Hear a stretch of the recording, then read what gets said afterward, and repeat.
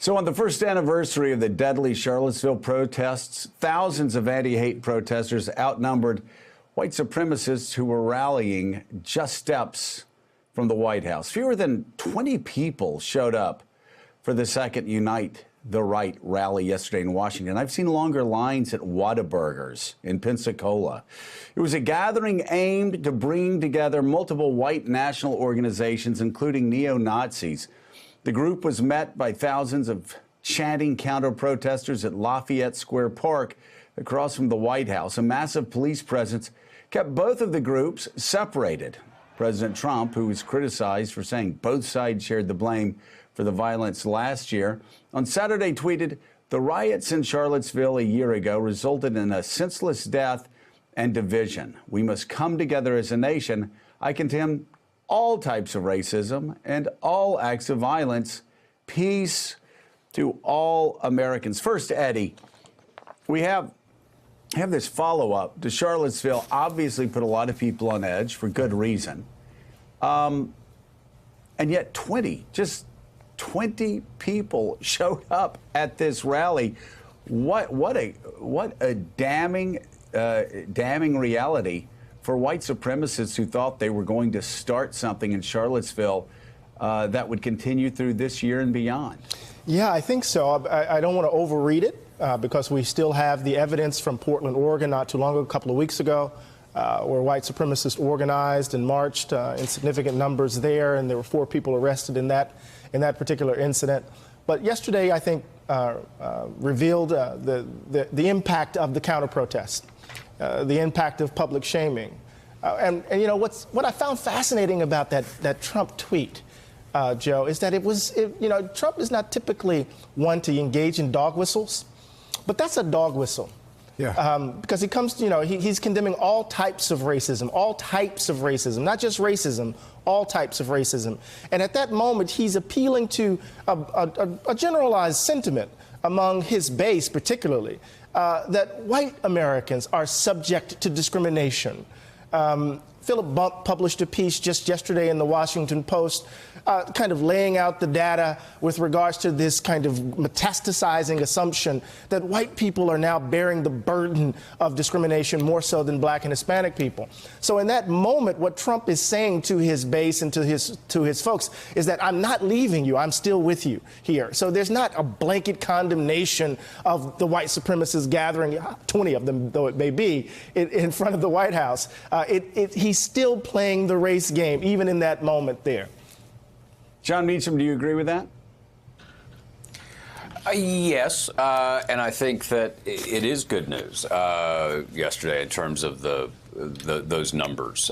We shouldn't. I agree with Eddie that we shouldn't overread it, but at the same time, if there had been a lot of people there, we'd be having a very different conversation this morning. There's an old observation from Jeremy Bentham, the English philosopher, who said that publicity is the very soul of justice. Right. Publicity is the very soul of justice. And the more you pay attention to something, ultimately the truth will out.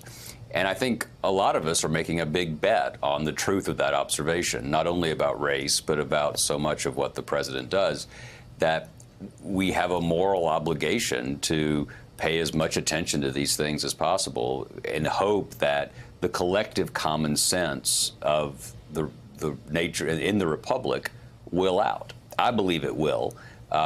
It may be, as Wellington said of Waterloo, a close-run thing. But I think in terms of race, in terms of the more outrageous elements, I don't think we I know there are people who argue that you give it too much oxygen if you talk about it too much. I think in this climate where everyone talks about everything at more or less the same level, I do think we have an obligation to examine this as closely as possible and ultimately trust that we, the people, will get it right. So let's bring in something from this past week, John Heilemann. Yeah. That a lot of people on the right were talking about, even a lot of never-Trumpers, about the woman who was recently appointed to the New York Times editorial board, who made a lot of incendiary and racist tweets against white people, saying she liked to see them suffer. I don't remember the exact language that was used, but a lot of whataboutism out there. What about what happened to Kevin Williamson and others? But even Kevin Williamson was saying, no, I don't think she should be fired. But we get this happening all the time. But does a story like that feed into the belief that that there are two standards, that you can say whatever you want to say about white people, and, well, they're the majority, they're the oppressor, so they should be able to take it? And the reason I ask is I just wonder if things like that are what Donald Trump are talking about in that tweet, and do events like that feed into his base and into his strength? Yeah, certainly they are events that are fodder for the kind of white revanchist kind of rhetoric that Donald Trump traffics in. Just to make the point, to draw out the point just real quickly about what Eddie said about the tweet. I mean, on the alt-right and in the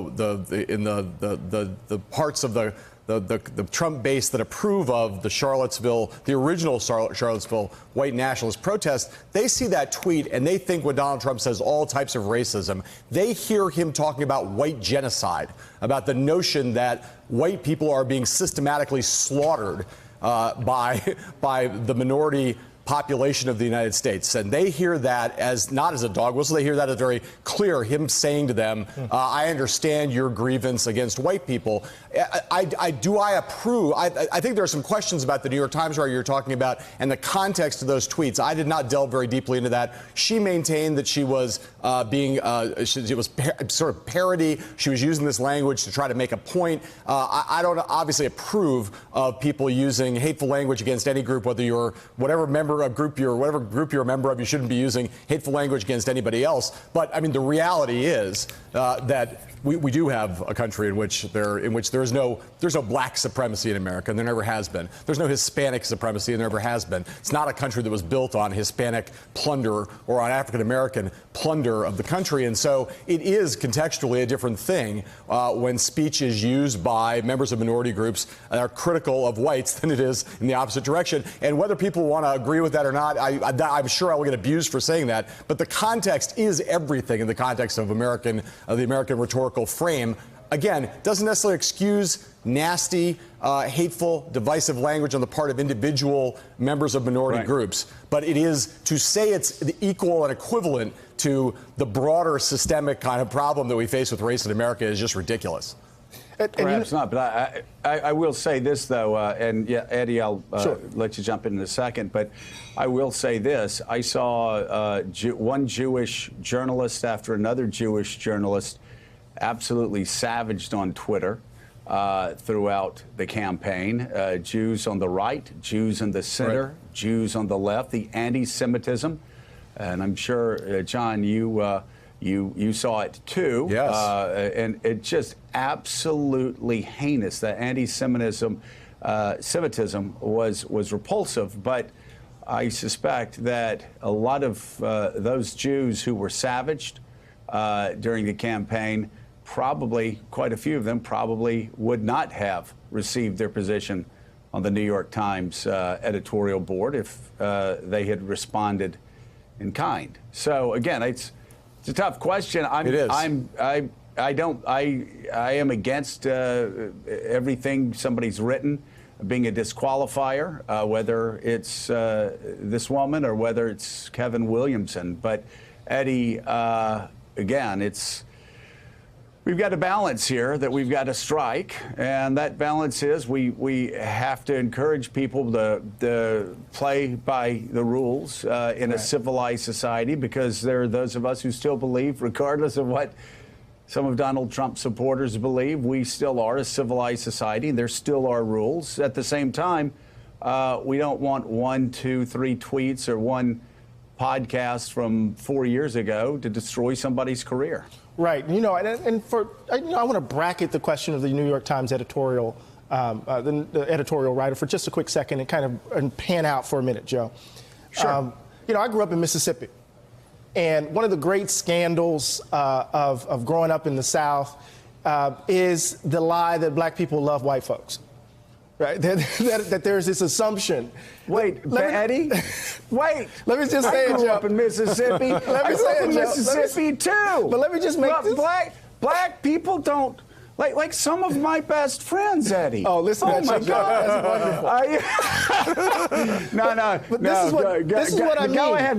Go ahead. This is what I mean. Like that the assumption that African Americans or minorities can experience the histories that they've experienced and come out as if we have this superordinate moral gene and that we can just love and just sing kumbaya and all this other stuff. I grew up with a father who has a deep-seated skepticism of the moral capacity of white folks. And it has everything to do with his experience. And it's not articulated, but it's part of how he was socialized. It's part of what I was raised in. It's a kind of common sense, a racial common sense that is reflective of the country. And it actually allows us to survive, right?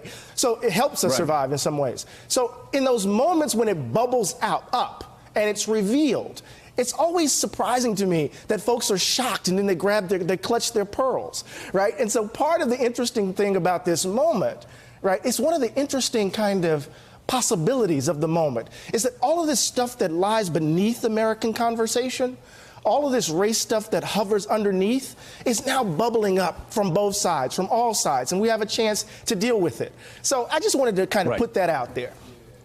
We do have a chance to deal with it. And, you know, it's interesting as we're talking about this.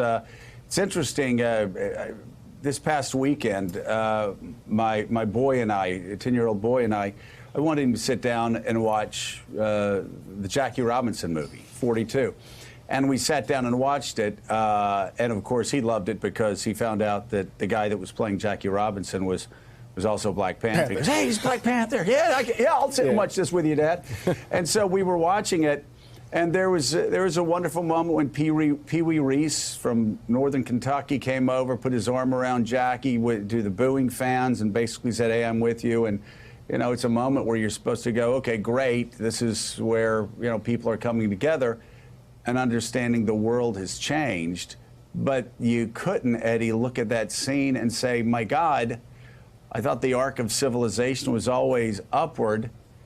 This was back in the 1940s, and there are some days where I feel like we're still dealing with it today in 2018. It's quite a jolt because, again, mainly, I mean, you only have 20 people out in the streets now. That's great, but mainly because you have a president who really does work to stir that up. Absolutely. Absolutely. You know, John Meacham in his wonderful book, you know, The Soul for America, that wonderful book, he talks about us kind of dealing the imperfections, right? The dark side of American life, John. And it seems to me that this contradiction that has haunted this fragile experiment in democracy ever since its beginnings continues to haunt us. And I don't know what we can do in this moment. We have another opportunity. Perhaps we can fail better, to echo Beckett. Perhaps we can fail better. Yep. All right. So we'll continue talking about this and get John Meacham to plug his book, The Soul of America. And coming up, the U.S. is hammering Turkey with sanctions and tariffs as the two countries are sparring over defense policy and a whole lot more. We're going to be bringing in the former commander of NATO, Admiral James Stavridis, next on Morning Joe. Thanks for checking out MSNBC on YouTube, and make sure you subscribe to stay up to date on the day's biggest stories. And you can click on any of the videos around us to watch more from Morning Joe and MSNBC. Thanks so much for watching.